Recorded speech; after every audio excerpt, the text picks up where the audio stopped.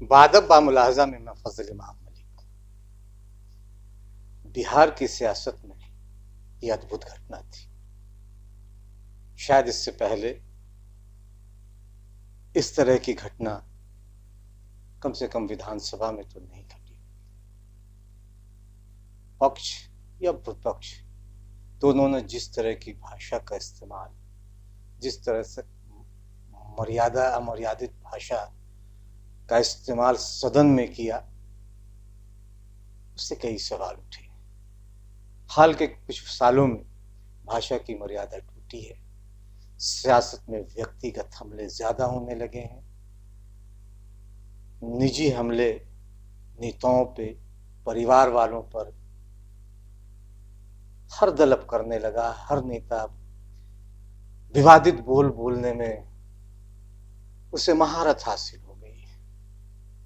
विवाद को खड़ा करना और विवाद के बहाने सुर्खियां बटोरना, एक नई नजीर या एक नई लकीर खींची जा रही है, एक नई परंपरा विकसित की जा रही है, जो यकीनन लोकतंत्र के लिए बेहतर तो नहीं कहा जा सकता। एक कटुता राजनीतिक दलों में है, नेताओं में है, और इसका इजहार पिछले कुछ सालों में हम लगातार देख रहे हैं। लेकिन बिहार विधानसभा में उस दिन जो कुछ भी हुआ, नई विधानसभा के पहले सत्र के अंतिम दिन पक्ष और विपक्ष में तकरार जिस तरह से हुआ, उसने पूरे लोकतंत्र को कट गए, लोकतंत्र पर एक काली लकीर खींच डाली है। सवाल खड़े हुए मुख्यमंत्री पर भी और विपक्ष के नेता और राजद के बबुआ पर भी। तेजस्वी यादव ने जिस भाषा का इस्तेमाल किया वो ज्यादा निंदनीय है। हम इस पे बात करेंगे, लेकिन इससे पहले एक गुजारिश, एक निवेदन है कि अगर अभी तक आपने बादब बा मुलाहजा को सब्सक्राइब नहीं किया है तो इसे सब्सक्राइब करें, लाइक करें और ज्यादा से ज्यादा शेयर करें, ताकि हम आपकी आवाज बन सके, हम आपकी ताकत बन सके। आप हमारी आवाज बने, आप हमारी ताकत बने। तो विधानसभा का पहला सत्र का अंतिम दिन हंगामेदार रहा। विपक्ष के नेता तेजस्वी यादव ने जिस भाषा का इस्तेमाल किया, उससे कोई भी सहमत नहीं हो सकता। उन्होंने चोर बेईमान तक सदन में कहा विपक्ष के नेताओं को, जो संसदीय भाषा है। सदन की कार्रवाई से भले इसे हटा दिया गया हो, लेकिन उन्हें अपनी मर्यादा नहीं तोड़नी चाहिए। चुनाव में नीतीश कुमार ने लालू यादव पे तंज करते हुए उन पे निजी टिप्पणी की थी कि उन्होंने बेटे के चाह में बेटियां पैदा करते रहे, और इसके जवाब में तेजस्वी यादव ने जो भी कहा सदन में, चुनाव के मौके पे बहुत सारी बातें होती हैं, नेता बोलते हैं, आरोप लगाते हैं, लेकिन सदन में जब एक सरकार चुन के आती है और पक्ष और विपक्ष बैठता है तो बहुत सारी बातें चुनाव में ही खत्म हो जाती है। तेजस्वी ने इसका ध्यान नहीं रखा। इन बातों पे तेजस्वी यादव ने कोई ध्यान नहीं दिया और उन्होंने अमर्यादित टिप्पणी नीतीश कुमार पे की, जो अक्षम है। अगर प्रदेश के मुख्यमंत्री बनने की चाहत रखने वाला इस तरह की भाषा का इस्तेमाल करे तो अपने आप में कई तरह के गंभीर सवाल खड़ा करता है, उनकी नैतिकता पे, उनके बर्ताव पे, उनके व्यवहार पे, उनकी भाषा पे और उनके संस्कारों पर भी।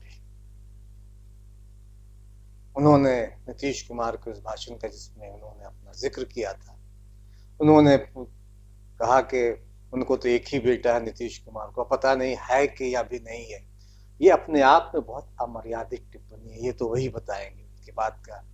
और क्या उन्होंने बेटी न होने की वजह से फिर और बच्चे पैदा नहीं किए? तो इस तरह की भाषा विपक्ष का नेता अगर सदन में बोलता और उसके जवाब में कि मुख्यमंत्री नीतीश कुमार ने चुनावी सभा में बोला था, तो तेजस्वी यादव को अपनी मां की भाषा को भी बताना चाहिए कि जब उन्होंने नीतीश कुमार और ललन सिंह के रिश्तों को लेकर जनसभा में, चुनावी जनसभा में क्या बातें कही। मर्यादा की सीख देने से पहले अपनी तरफ भी, अपने गिरेबान में भी झांकना चाहिए, अपने पूरे जो चाल चलन चरित्र जिसको कहा जाता है, चाल चेहरा और चरित्र, उसे भी देखना चाहिए। सियासत में कोई चेहरा जो है बेदाग नहीं है, कोई कम है कोई ज्यादा है। ये सही है कि नीतीश कुमार को थीसिस चोरी के आरोप में दिल्ली हाई कोर्ट ने जुर्माना लगाया, लेकिन हत्या की जहां तक बात की उन्होंने, तो मामला तो कोर्ट से सलट गया है।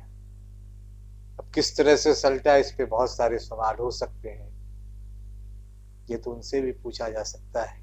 जब उन्होंने चोर बेईमान सदन के दूसरे नेताओं को कहा, तो पलट के कोई उनसे पूछ सकता था, तेजस्वी यादव से, कि चार्जशीटेड तो वो भी हैं, भ्रष्टाचार के मामले में है, और उनके पिता लालू यादव अगर जेल में है तो किन वजहों से है। ये सवाल तो उनसे पूछा जा सकता है। तो दूसरों को चोर बेईमान कहने से पहले अपने आसपास, अपने घर परिवार को भी देख लेना चाहिए कि वो कितने साफ सुथरे हैं। लालू यादव जेल में, चारा घोटाले में, जमानत के लिए लगातार कोशिश कर रहे हैं, और सजा उनको मिली है। सजा भी ऐसी कि अब वो चुनाव नहीं लड़ सकते। और सिर्फ लालू यादव ही नहीं, उनकी तेजस्वी यादव की मां और परिवार के कई दूसरे सदस्यों पर गंभीर आरोप लगे हुए हैं। मामला अदालत में है, चार्जशीट उनके खिलाफ जारी हो गया है, कुछ मामलों में जमानत पर भी है। तो चोर बेईमान कहने से पहले अपने आप को भी, उन्हें अपने गिरेबान में भी झांकना चाहिए। इसलिए ठीक है, इसीलिए राष्ट्रीय लोक समता पार्टी के राष्ट्रीय अध्यक्ष उपेंद्र कुशवाहा ने उनकी भाषा को लेकर, मर्यादित टिप्पणी को लेकर जो नीतीश कुमार के खिलाफ उन्होंने की है, उनमें बुरी तरह लताड़ा। उन्होंने कहा कि किस तरह की भाषा सदन में बोली जा रही है, क्या इसी के लिए रह गया है सदन। और बाद में फिर जब नीतीश कुमार उत्तेजित हुए और जिस तरह से तू तड़ाक किया, मुझे लगता है कि मुख्यमंत्री को भी ये शोभा नहीं।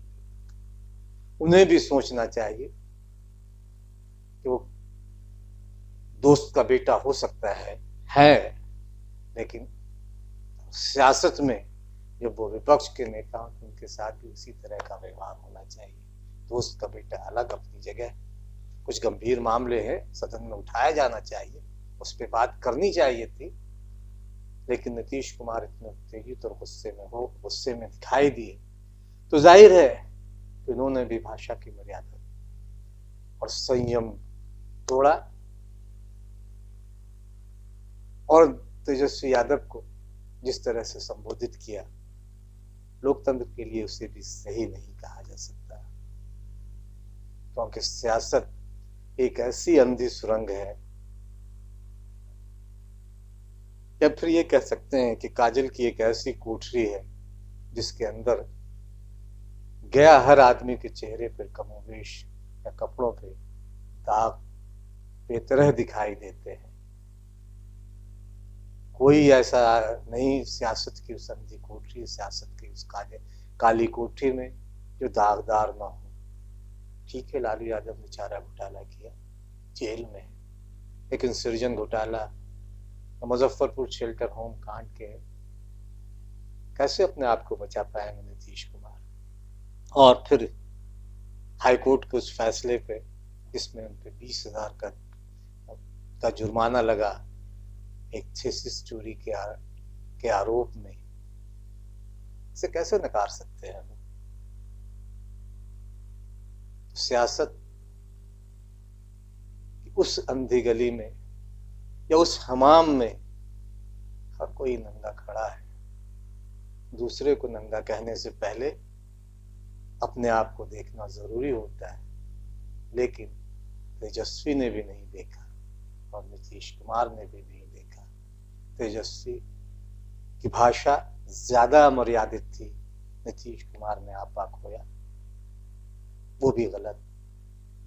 तेजस्वी यादव को भी बहुत कुछ सीखना है, पता नहीं उन संस्कारों में उनके क्या है, कह नहीं सकते, लेकिन जिस तरह की बातें उन्होंने की, उन्हें अपने आसपास अपने घर परिवार को भी देखना चाहिए कि चोर बेईमान कहने से पहले उनके घर परिवार में किन किन लोगों पे किस किन तरह के आरोप हैं और पिता लालू यादव किन वजहों से जेल में है। अगर ऐसा वो सोचते तो शायद सदन में चोर बेईमान नहीं कहते।